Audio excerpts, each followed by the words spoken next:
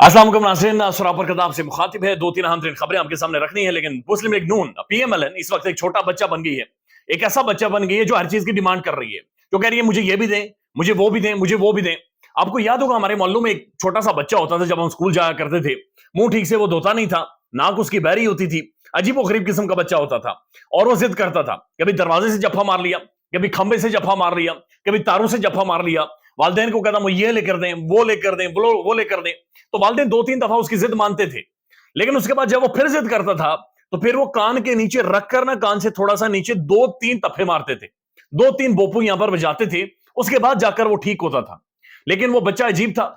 ये बच्चा बहुत ज्यादा अजीब है। पीएमएलएन उनकी डिमांड कुछ हो रही है, यानी रोजाना की बुनियाद पर उनकी डिमांड्स बढ़ती जा रही हैं। मियां साहब को लाना है जी, डिमांड पूरी होगी। मियां साहब को प्रोटोकॉल देना है, डिमांड पूरी होगी। मियां साहब को रिलीफ देना है, डिमांड पूरी होगी। अब वो बाकायदा एक और मुतालबा कर रहे हैं कि मियां साहब को सिंगल मेजोरिटी दे दें। यानी कितना मासूम बच्चा है, कहता मियां साहब को सिंगल मेजोरिटी, यानी पूरा पाकिस्तान उनके खाते में डाल दें, सिर्फ उनके खाते में डाल दें, दैट्स ऑल।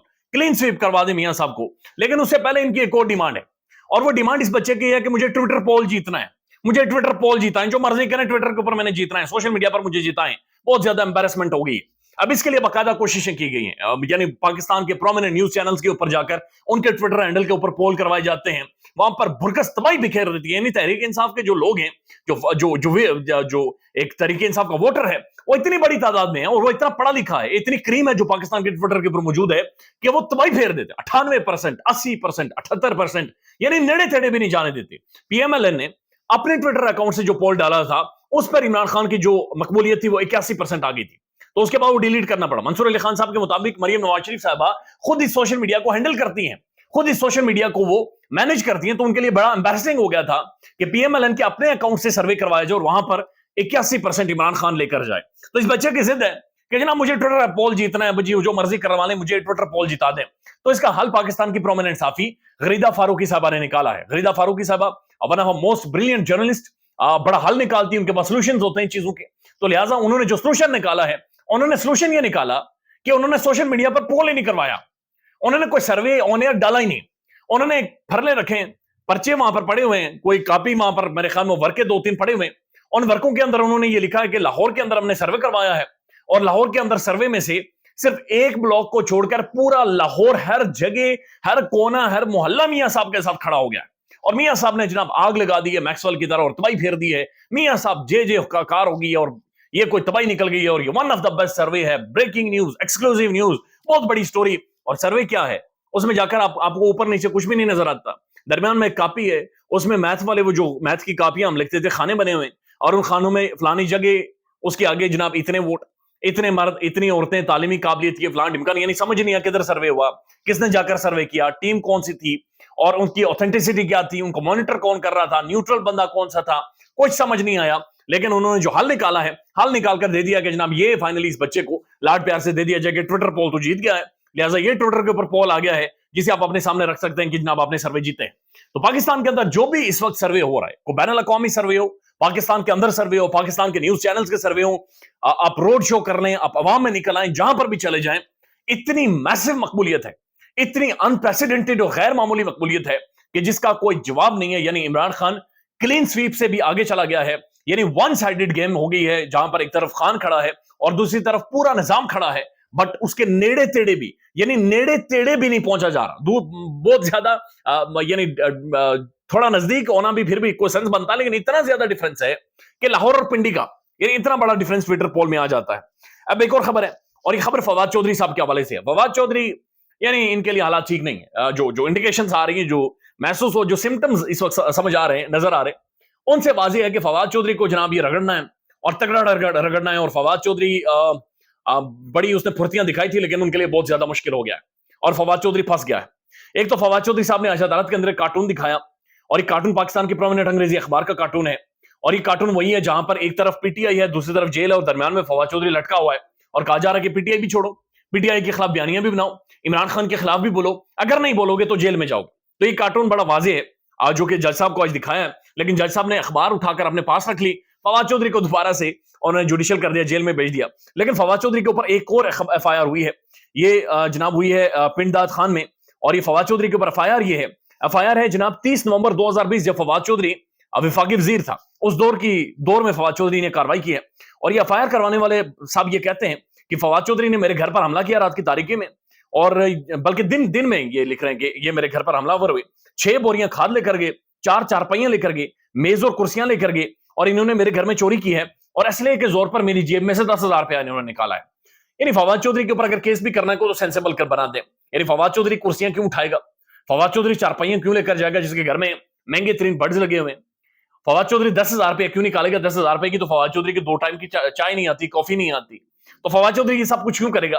لیکن مسئلہ یہ کہ پاکستان کے اندر اس وقت قانون نہیں ہے، رول آف لا نہیں ہے، اس وقت آپ نے رگڑنا ہے، یعنی جو آپ کے ہاتھے چڑھ گیا اس کو آپ نے ایسا رگڑنا ہے، ایسی اس کی ناک رگڑوانی ہے کہ ناک ہی ختم کرنا ہے، یعنی تباہی پھیر دینی ہے۔ تو اندازہ لگائیے کہ ایک سابق وفاقی وزیر کے اوپر، ایک سینئر ترین پولیٹیشین کے اوپر، ایک اہم ترین شخصیت جو اہم عہدوں کے اوپر رہی ہے، جو عمران خان صاحب کے بڑے قریب رہے ہیں، جن کی پولیٹیکل ہسٹری ہے، چلیں آپ اس کے اوپر بات کر سکتے ہیں، فواد چودھری پر آپ تنقید بھی کر سکتے ہیں، فواد چودھری کو آپ نمک کھوٹا بھی کہہ سکتے ہیں کہ اس نے نمک حرامے کی ہے بہت ساری جگہوں پر، لیکن وفاقی وزیر ہے، اس کی بیٹیاں ہیں، اس کی بیگم ہے، اس کا ایک اٹھنا بیٹھنا ہے، ایک پولیٹیشین ہے، ایک سیاست دان ہے، اس کو اس طرح سے تذلیل کرنا، کبھی ہتھکڑی ڈال دی، کبھی اس کے سر کے اوپر آپ نے کالا کپڑا ڈال دیا، کبھی اس کے اوپر یہ کیس کہ آپ نے کرسیاں چرائی ہیں، کبھی یہ کیس کہ جیب میں سے 10,000 روپے نکال دیے ہیں، تو یہ سینس نہیں بنتا، یہ عجیب و غریب ہے، غیر معمولی ہے۔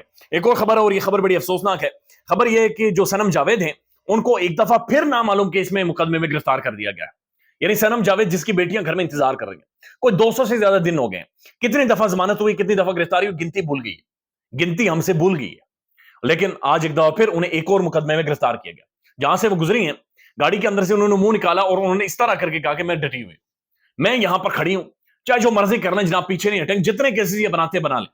یہ انتہا ہے، یہ ظلم کی انتہا ہے، لیکن بدقسمتی یہ ہے کہ پاکستان کی عدالتیں اس طرف دیکھ نہیں رہی۔ قاضی فائز عیسیٰ صاحب دنیا کے ہر مسئلے پر بات چیت کریں گے، سیاسی کوئی مسئلہ ان کے سامنے لے کر جائیں وہ اس کے اوپر 3 دن سماعت کریں گے، لیکن یہ جو انسانی حقوق کا معاملہ ہے، یہ جہاں پر ضمانتیں نہیں ہوتی، جہاں پر ایک جگہ سے دوسری جگہ تیسری جگہ، اس کے اوپر قاضی فائز صاحب کوئی ایک سخت اقدام نہیں کرتے۔ قاضی فائز صاحب اس کے اوپر کوئی رولا نہیں ڈالتے، اس کے اوپر کوئی آنکھیں نہیں دکھاتے، اس کے اوپر کوئی رولنگ جاری نہیں کرتے، اور یہ افسوسناک ہے، یہ دردناک ہے، چونکہ صنم جاوید کی بیٹیاں اس کے گھر میں انتظار کر رہی ہیں۔ آپ کیسے ان ساری چیزوں کو ایکسپلین کریں گے؟ At the end of the day آپ ایکسپلین نہیں کر سکتے۔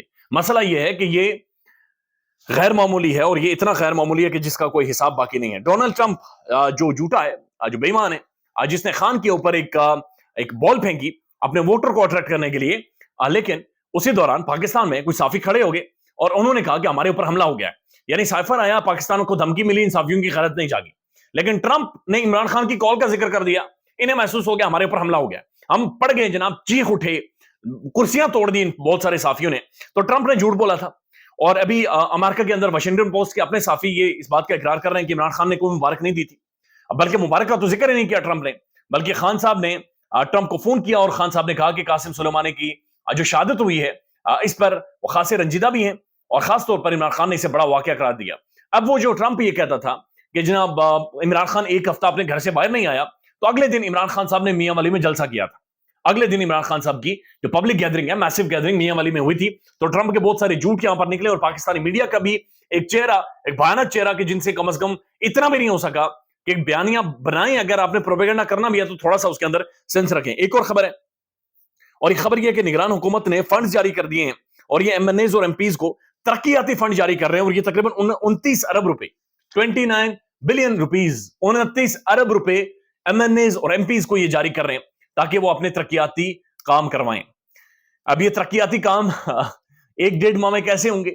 29 ارب روپے پھینک دیے گئے، 29 ارب روپے دے دیے گئے، جھونک دیے جائیں گے، اور کیا کام ہوں گے؟